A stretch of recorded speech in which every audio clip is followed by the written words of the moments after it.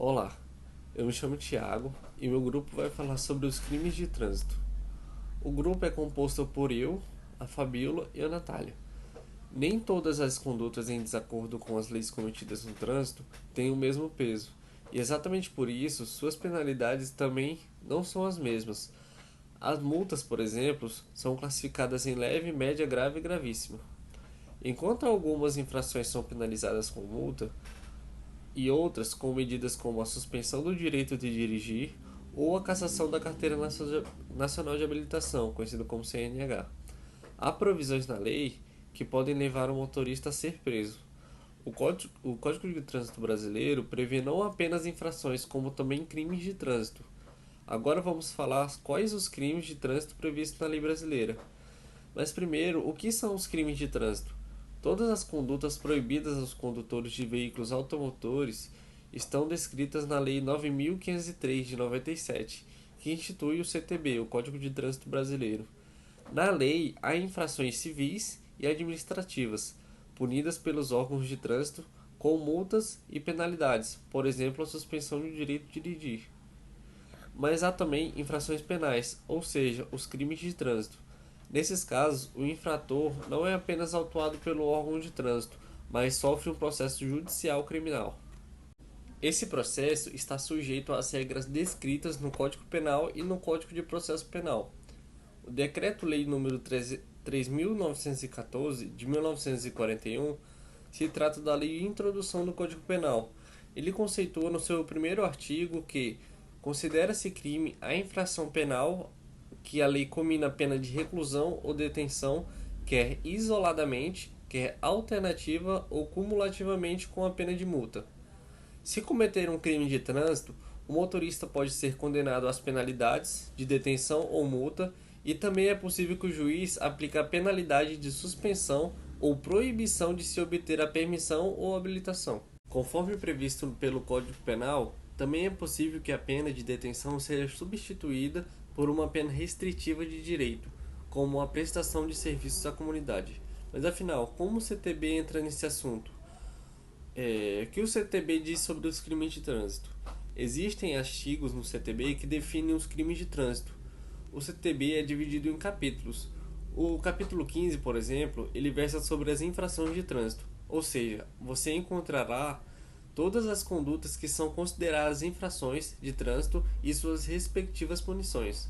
No caso dos crimes de trânsito, também há um capítulo específico, o de número 19, que conta com duas seções.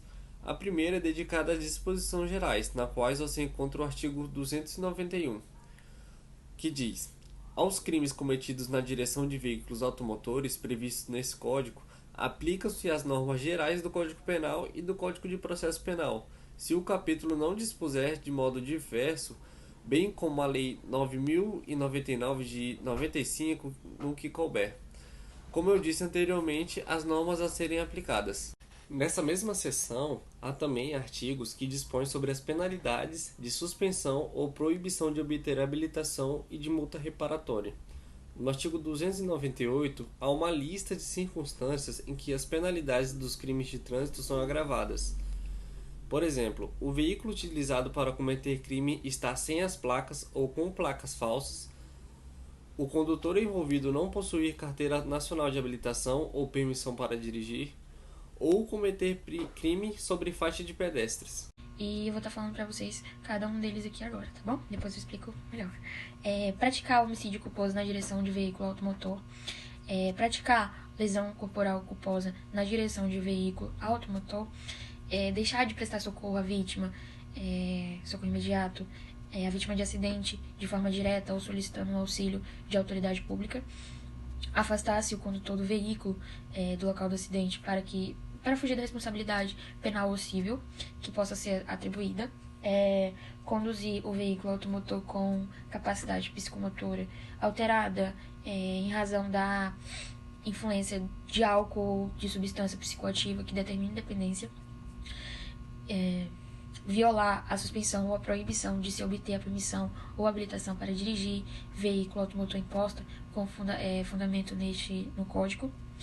E participar de corrida, disputa, competição caso haja, não autorizado em via pública, gerando risco à propriedade pública ou privada, dirigir veículo automotor em via pública sem a devida permissão para dirigir, né, no caso da habilitação, ou ainda ser cassado o direito de dirigir gerando perigo de dano, permitir ou confiar ou entregar a direção de um veículo automotor a pessoa que não possa ou não esteja em condição de dirigir, por exemplo, pessoa não habilitada, com CNH cassada, suspensa ou com seu estado de saúde físico ou mental alterado ou então embriagado.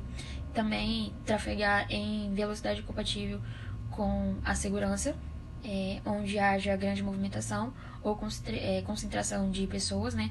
No caso em escolas, hospitais, parada de ônibus e por aí vai, gerando perigo de dano e alterar o estado de lugar, de coisa ou pessoa envolvida em crime, a fim de induzir o erro, o agente policial, o perito ou um juiz. Em questão de descrições de agravantes, são atribuídos especificamente em alguns crimes. Um exemplo de homicídio culposo na direção de um veículo automotor, né, que é o artigo 302. Segundo parágrafo desse homicídio culposo na direção de um veículo automotor, né, que é o artigo 302. Segundo parágrafo desse primeiro artigo, a pena é de 2 a 4 anos de detenção e suspensão, e assim, ela pode ser aumentada de 1/3 à metade se o réu não possuir permissão de dirigir, no caso a habilitação provisória ou a carteira de habilitação, e praticar o crime em faixa de pedestres ou na calçada, deixar de prestar socorro quando possível, fazer sem risco pessoal, né, ou então a vítima do acidente, no exercício de sua profissão ou atividade, estiver conduzindo um veículo de transporte e também transporte de passageiros, ou os mesmos agravantes são atribuídos ao crime do artigo 303, né, que é praticar lesão corporal culposa na direção de um veículo automotor. Já no artigo 308, que penaliza o motor que participou de uma competição automobilística não autorizada em via pública, gerando situações de risco, os agravantes são outros, né?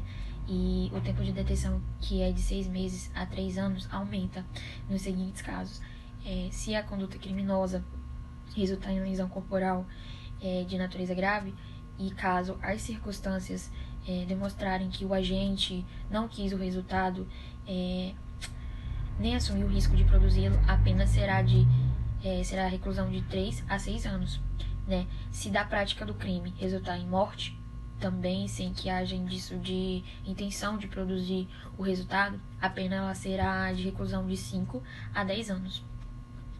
Então, até agora eu falei sempre em detenção, com exceção dos agravantes do artigo 308, que podem converter a pena em reclusão. Para quem não conhece os meandros da lei, as duas penas podem soar parecidas, porém elas têm as suas diferenças. Tanto detenção quanto a reclusão são consideradas, segundo o Código Penal, penas previstas de liberdade.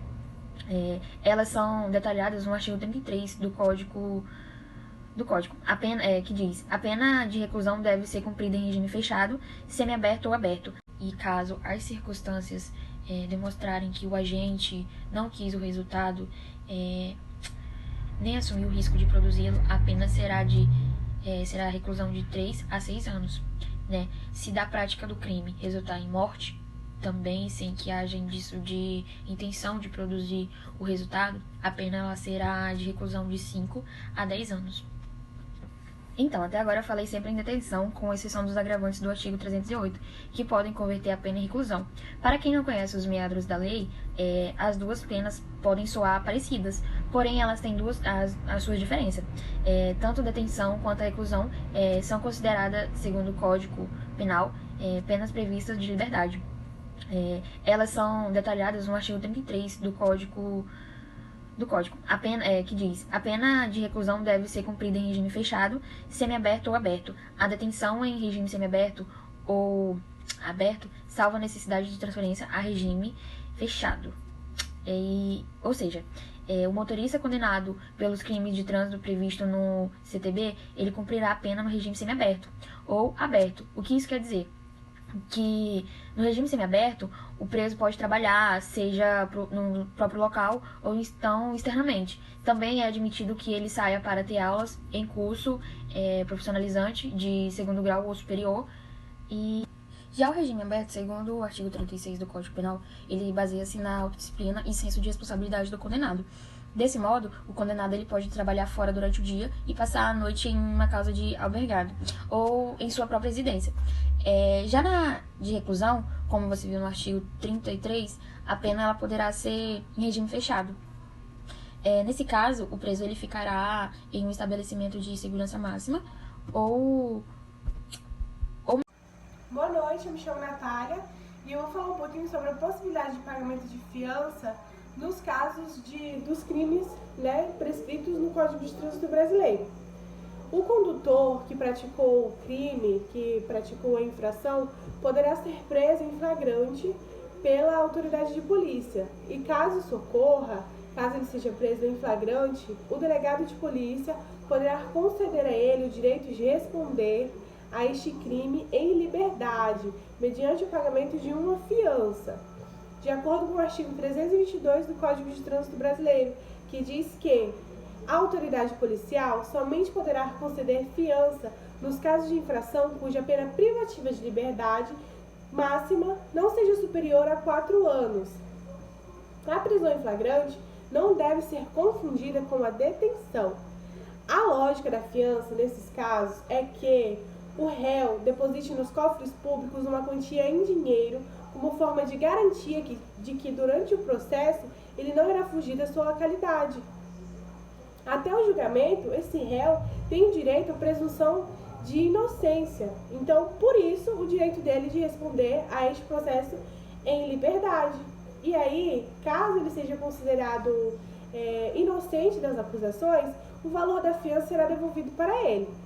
No Código de Trânsito Brasileiro, o artigo 301 diz que o condutor que se envolveu em um acidente de trânsito que resultou em vítima não será preso em flagrante caso preste pronto e integral socorro. Ou seja, caso o motorista, não queira ser preso e também não queira fazer o pagamento do valor de fiança, basta que quando acontecer o crime, ele preste os devidos socorros à vítima, Isso não quer dizer que o motorista tenha que vir a salvar a vida da vítima em caso de morte, no trânsito. Não quer dizer isso. Quer dizer que ele, no dever de cidadão, não deve medir esforços para que a vida da vítima seja salva.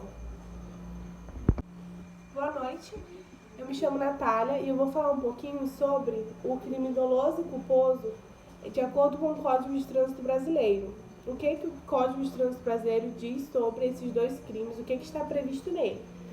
Eu vou começar falando um pouquinho sobre o crime doloso, que nada mais é do que quando o motorista, nesse nosso caso de crimes de trânsito, assume a intenção, age de forma intencional para praticar o crime, entendeu? Ele age de forma proposital, ele assume os meios, ele assume os riscos e ele vai lá e comete o crime de forma proposital. E de acordo com o Código 18 do Código Penal, diz que é aquele em que o agente quis o resultado ou assumiu o risco de produzi-lo. E a outra modalidade prevista é a modalidade culposa, que é onde o motorista age de forma imprudente e negligente. E a partir dessas suas ações, ele acaba ocasionando o crime. Mas ele não agiu de forma intencional, ele não tinha intenção de matar a pessoa, por exemplo, mas acabou matando. E aí, quanto a estes crimes previstos no Código de Trânsito Brasileiro, no Código de Trânsito Brasileiro não está previsto nenhum crime de modalidade dolosa. Todos os crimes previstos no Código de Trânsito Brasileiro são de modalidade culposa. O que pode acontecer é que o promotor de justiça entenda que o motorista, em suas ações, agiu de forma proposital, de forma dolosa, ao matar uma pessoa no trânsito, por exemplo. E deste modo, ele não será julgado de acordo com o Código de Trânsito Brasileiro, mas sim conforme o Código Penal. E aí, ele não vai ser julgado no artigo 302 do Código de Trânsito Brasileiro, mas sim ele será autuado de homicídio simples, conforme o artigo 121 do Código Penal. Isso, gente, não ocorre somente quando o motorista, de forma intencional, vai lá e tira a vida de um pedestre, por exemplo. Ocorre também de forma eventual, que é o chamado dolo eventual, que é quando o motorista aceita o risco de produzir o ato e acaba produzindo ele por forma imprudente, que é quando, por exemplo, o motorista infringe o sinal vermelho, ou então passa por uma faixa de pedestre e acaba atropelando umas pessoas e, em decorrência disso, tira a vida dessas pessoas. Ele não tinha a intenção de matá-las, no entanto, ele assumiu os riscos e as consequências vieram, essas pessoas morreram. E aí, desta forma, isso será chamado de dolo eventual.